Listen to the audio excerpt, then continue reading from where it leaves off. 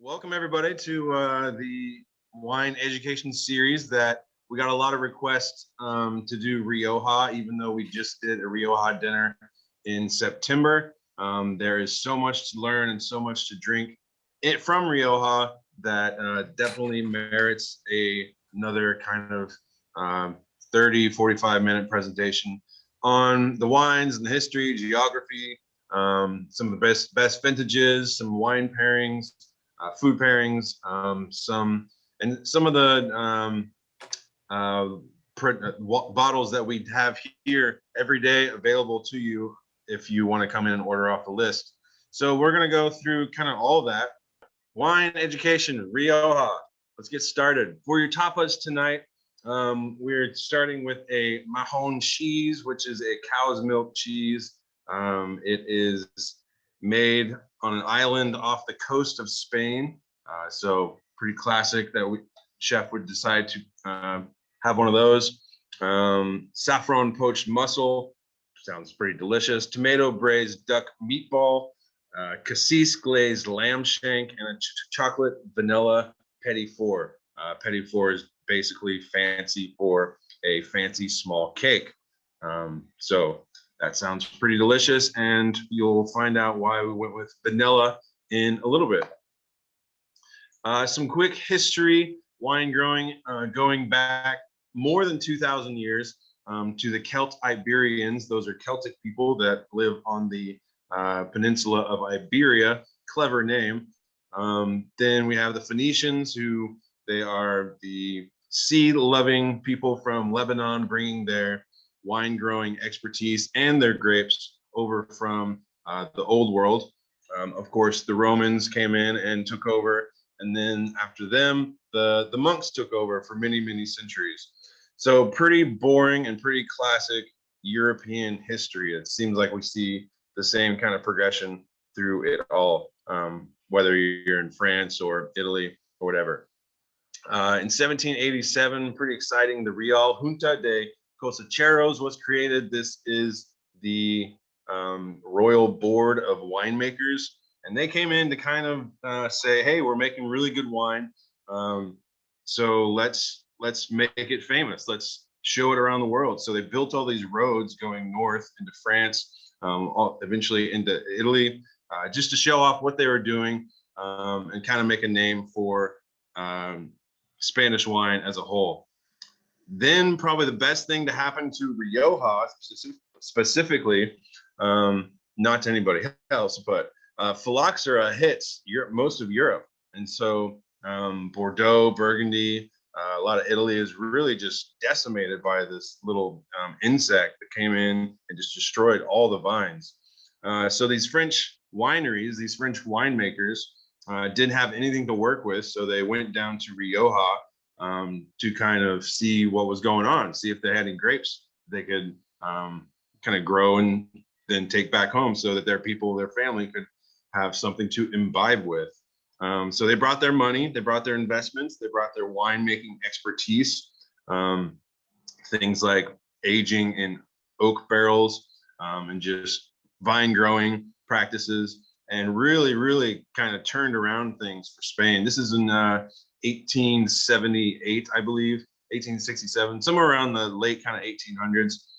This all kind of happened, and it really turned things around for Rioja specifically. Some other regions in Spain also kind of were positively impacted by these French winemakers, but Rioja really was the first kind of place they went through the Basque, and then they first hit Rioja. So that's what they found. The soil was good, the elevation was good, the weather was good.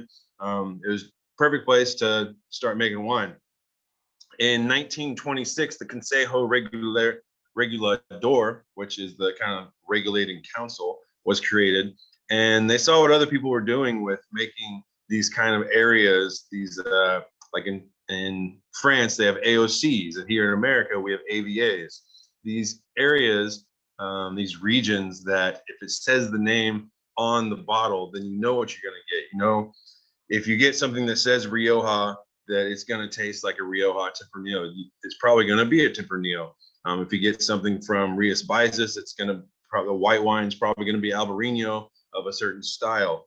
If you get something from, you get what I'm saying. So they come in, they start making all these things called DOs, Denominación de Origin, and we'll get to that in a second. But 91, something really exciting happened, and that was Rioja got a DOCA recognition, the denomination, I don't know, DOC calificada, and that just means quality. And so this was a step up from the DO, and so they're the first ones to get a DOCA. They worked for decades to try to get that recognition. And 1991, it finally happened. No one else got it for another 12 years, and that it would be Priorat, which is just to the east. So here we have our Spanish appellation system, kind of like AOP in France. DOP just means protected area of origin. And that's kind of like the overarching kind of umbrella or envelope that has everything else underneath it. Not quality-wise, but it just is the overarching kind of system. First, we have our DO, which we talked about. 2/3 of all Spain's vineyards are actually DOs, which kind of makes you think they're giving it to anybody, but they're making a lot of wine. Spain has more land under vine than anywhere else in the world. So they're making a lot of wine, and they've been doing it for a long time. So these DOs are making a name for themselves. Places like Pinedas with their cava, Ria Spices, like I said, with their Albarino, Ribera del Duero with all the grapes they're making. So a lot of quality that is under the DOCA, but then you have DOCA, which is the highest level of quality, and that's Rioja and Priorat. Priorat though uses DOQ Qualificada, which is their native Catalan language. We also have something kind of new and exciting, VPs of Vinos de Pagos. This is an estate only, single estate wines. You'll find that most bodegas, or what these houses or these wineries are called, will source their grapes from all over Rioja. Rioja is huge for a winemaking for a single kind of DO or DOP. And so they'll source, we'll get to this in a second, but source from here, source from there. These are single estate wines, which everything is grown on the estate or the bodega. There's only 14 right now. So if you see one of those, grab one. It's a experience you won't regret. And I envision that we're going to be seeing a lot more of those coming up soon. Next is geography. As you can see on our map, there's my mouse. So there is Rioja. It goes kind of all the way across. We have the Cantabrion mountains up here, the Sierra de la Demanda down here. These get really, really high. See to the top kind of left, and so they think it just came from Rio Oja, like the river Oja, and so that's where we got our name for the Rioja. The soil is clay dominant, which is great.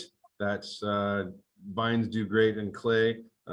Nothing else really does well in clay, but vines do because they have to work so hard. It also kind of absorbs both water and heat very well, really well. And then a lot of kind of Burgundy is clay dominant. And then we have a lot of limestone as well as we get farther into the Rioja Oriental, or AKA Rioja Eastern. And that is just kind of like a little, kind of gives it a little lift, a little brightness, a little acidity, the limestone does. Elevation goes all the way from the Rioja Alta and Rioja Alavesa, which are kind of backing up into those Cantabrian mountains, about 600 to 800 meters, and then down to the Rioja Oriental, which is more closer to 400 down to all the way to 100 meters. Let's look a little closer into each of these. Rioja Alta, which Alta means high in Spanish here. Cooler temperatures and higher elevation that results in more acidic wines with a little bit higher tannins. Again, we see a lot of blending from houses, so they'll take some grapes from Rioja Alta, Rioja Alavesa, some from Rioja Oriental, and blend them all together. So they take these more fruit forward, higher acid, higher tannin wines from Rioja Alta.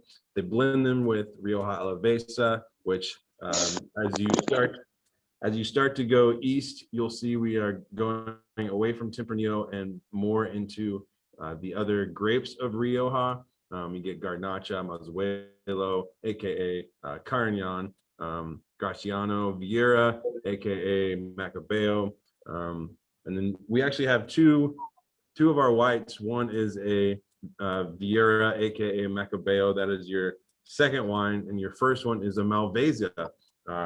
So 100% both on those.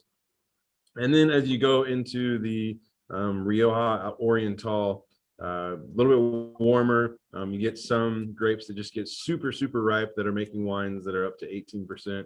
So they're mostly Garnacha as you make your way east, closer to Priorat and Catalan. So again, they're doing a lot of blending here to just for the house to get the bodega to get the kind of profile that they're looking for.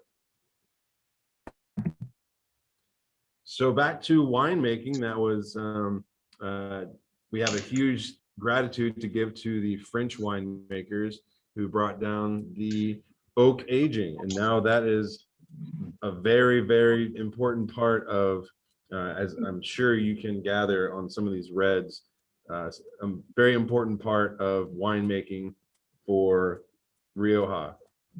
It's traditionally American oak. And when you're blind tasting, this is a big tell because American oak with French oak, you get clove, you get some baking spices, some vanilla, even some chocolate. With American oak, you'll get some of these brighter, it's still vanilla, but some of these brighter kind of dill, coconut, really strong cedar aromas.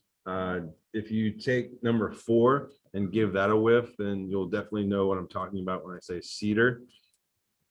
And we have 3 different ages here for red. We are aging for Crianza. It has to be at least 2 years with a minimum of 1 year in oak. So if they do 1 year, then they have to do another year in bottle before they release it. Reserva is 3 years and they have to do at least 1 year in oak. Most bodegas will do more than that. I believe number 4 is 20 months in oak. And then we have Grand Reserva, which is the big boy, and those are 5 years with a minimum of 2 years in oak. And that's where you get that super extracted, you're just tasting wood. It's kind of like Scotch. If you try like a 10-year-old compared to a 25-year-old, the first one's going to taste like Scotch. The 25-year-old is going to taste like wood. And it's really, really great if you're just depending on the profile that you're looking for. Crianzas are typically fruitier. Obviously, you can drink them sooner, and they're a real kind of just a real good look at the character of Tempranillo itself. Most of the time, Riojas will be at least 90% Tempranillo with some Garnacha and some Mozzuelo, Carignan as a backup. Then we have whites. Whites are actually known to be aged in oak a lot longer than anywhere else in the world for their white wines. That's why you'll get a lot of white wines that are real oxidative, real nutty, because some of these like reservas, grain reservas, have been spending a lot of time in oak. It's a minimum of 6 months in oak, but usually it's more, up to 5 years, which is pretty wild. Wow. Like I said, white and rosé, you are only grown produce about 9% of all of Rioja. The rest is producing red. So that's why Mr. Melo was a little bit surprised that he saw some white Rioja wines. So let's talk about our varietals. First, obviously, Tempranillo. It's 87% of the red wine grown in Rioja. Its name comes from the word Temprano, which means it ripens early. It ripens about 2 weeks earlier than Garnacha, which is great because it gives the vignerons, the people and the wine pickers, the great people working in the fields time between the two sessions. Typically, the body is medium to full. You can tell between the three of these here, the longer they're aged in oak, you do get a little bit more full-bodied, but typically medium to full. Tannin, medium, and then acidity is typically low to medium. If you get something that is predominantly from Rioja Alta, that is number 4, then it's going to be a little bit more higher acid, but typically they are about medium. They're known for cherry and strawberry aromas, plum as well, and then of course the oak aging adds those kind of mushroom, coconut, vanilla. Oh, I wrote vanilla twice. I meant dill. So coconut, vanilla, and dill are kind of the big, and then cedar as well. You'll obviously smell the wood. Interesting thing real quick about the American oak that they use, they don't put it through a kiln, so they don't burn it at all to kind of expedite the process of turning them into barrels. They just leave them out and through the seasons and let them dry. That's why that cedar, that kind of like woody flavor is so prominent. Some classic food pairings, anything kind of big, beef, sausage, lamb. You can really, the tannins are medium, so you can get away with doing some spicier food. And then of course manchego, the greatest cheese of Spain. And then Havarti also goes pretty well with it as well. Pretty smooth, and then of course that dill component, pretty tasty next to each other. So the next one, locally known as Mozzuelo, but everyone else kind of knows it as Carignan or Carignana. Body is medium to full. Tannins here and acidity are a little bit higher. Again, we're getting into hotter weather, hotter climate as we move east, and that's where we see more Mozzuelo grown. Again, notes of cherry, raspberry, black pepper. Food pairings with this high acidity, you can get away with doing like high acid dishes. Like it goes awesome with pizza, lasagna, any of those kind of like tomato-based Italian dishes. And then the acidity does a really nice job cutting through kind of the fattiness of cheddar, and the smokiness goes really well together too. If you're more interested in these grapes, go over to Priorat, and there are some producers that are making wines that are 100% Carignan. It's not known as a very high quality grape, but they are doing amazing things over there with it. And so they're making 100% Carignan wines, which are a lot of fun. They usually only do well if the vines are really old, like at least 50 years old, for it to get any kind of complexity. But yeah, they're making good stuff. It's I've had some of the most amazing wines that were made from Carignan. So it's kind of known as a blending grape, but there are some examples that are outside of that. So as we head east, we get into more Garnacha country. Of course, Priorat is known for Grenache, and then if you go over to southern Rhone, obviously that is known for Grenache as well, with the Chateauneuf de Pape. Body is medium to full, tannin is low to medium, and acidity is low to medium. So body is pretty much the same thing as alcohol. The higher the alcohol, the more body that your wine will have, unless it's something like a high residual sugar, like a German Riesling or something that's 7%, but it just is super viscous because of all the sugar. Typically, when I say body, I also mean alcohol. So they use Grenache as a blending grape because you can put some in it and add a little bit of body, a little bit of alcohol, without adding too much of the tannin or acidity to make it overbearing in any of those areas. Aroma here, you get a lot of white pepper, again, strawberry, raspberry, really nice clove and licorice comes through. And then as they age, you get these really cool, like I've had just some older Chateauneuf de Pape that are like this really kind of briny black olives, coffee, leather, really nice complexities. Food pairing with the low acidity, you can go kind of with a fatter cheese. Creamy, fat camembert goes really, really well with Grenache. It's one of the Wilcox favorites. And then, of course, any kind of big lean meat will do well with it as well. Let's get into the whites. Here we have Macabeo.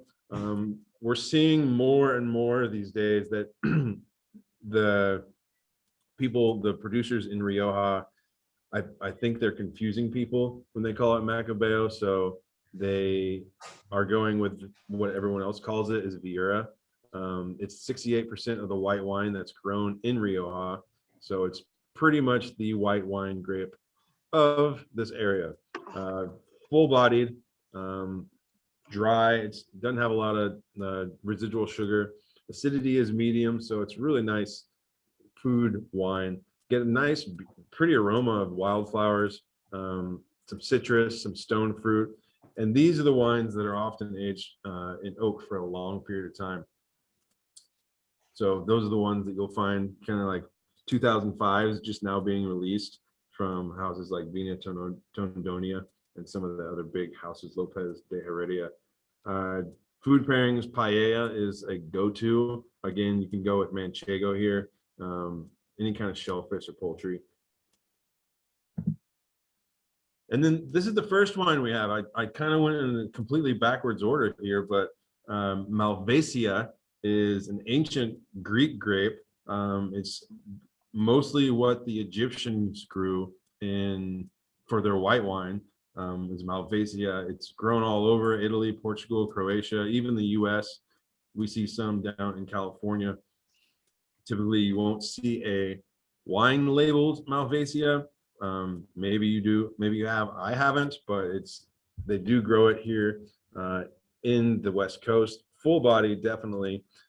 This one I thought was kind of a little bit off dry, but it can range. They make sweet wines out of it. They make really, really dry wines out of it, just depending on where you're growing it and what the style they want to go for. Acidity is low to medium. Get nice honeysuckle, peach, pear, really bursting out, just like this basket of like kind of stone fruit and pears with some white flowers that you're giving to your mom on Mother's Day. It goes great with risotto, any kind of like oily fish. People don't love the term oily fish, but it's things that people call them. Salmon, trout, herring, and then gorgonzola is, I mean, come on, a little bit of sweetness, that full-bodied, then that salty like gorgonzola, funky. That sounds really, really nice to me, at least. But it is something that people enjoy.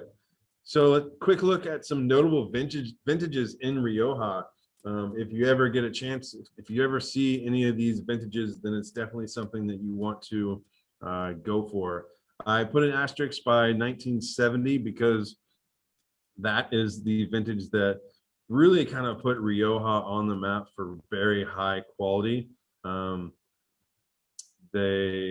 That's probably when they started going for that DOCA recognition, that qualification, because 1970 people were trying these and just getting their socks blown off. People from France all over. So 1970 was one of their best vintages, and it's one that really people still talk about. And then 2010 all around was a just perfect growing condition. I think we have a few 2010s in our cellar, but if you ever come across some Grand Reservas or even some Reservas from 2010, you're going to be really impressed by those. And then 2016s, we'll be seeing, obviously not the Grand Reservas. Maybe this year we'll start seeing some Grand Reservas, but look out for 2016s in the future. And then these are some wines that we have available at the club right now. Going all the way back to 2001, 20 years ago, with one of the most famous houses or bodegas, La Rioja Alta. There you see we do have a 2010 Muga Reserva. So Reserva meaning that it had to spend at least 3 years with aging with 1 year in oak. And then we do have the wine that you have tonight on our list, as well as a 2003 So those are things you can get next time you're in the club. And I believe that's it for my